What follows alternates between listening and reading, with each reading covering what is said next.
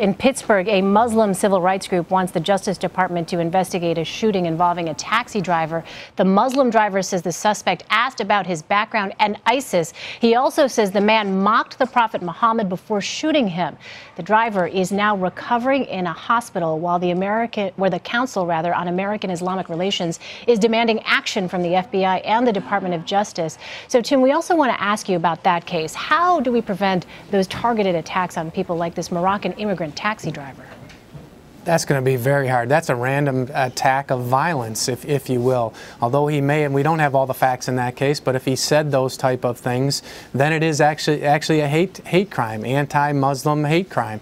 And you saw those type of cases spike after 9/11. There might have been a handful of those cases prior to 9/11. You saw it spike up. The FBI tracks these hate crime cases, whether it's anti-Muslim, anti-Jewish, anti-Catholic, religion, race, sexual orientation.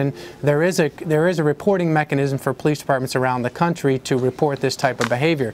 But to say you're going to prevent that singular attack of random violence against an individual that they may have opposing views with, that's going to be very, very hard to stop.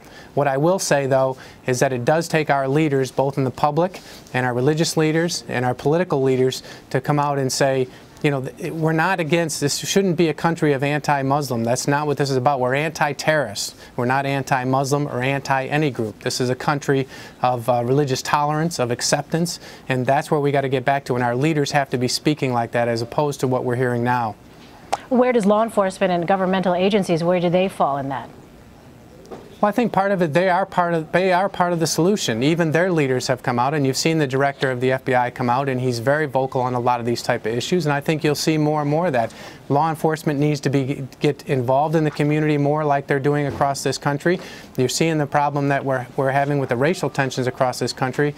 I don't think the religious tensions have reached that level, but there are certainly issues that law enforcement has to get with the community and work together with community to fight these issues. All right, Tim Murphy in Washington for us. Tim, thank you so much for that analysis. Thank you.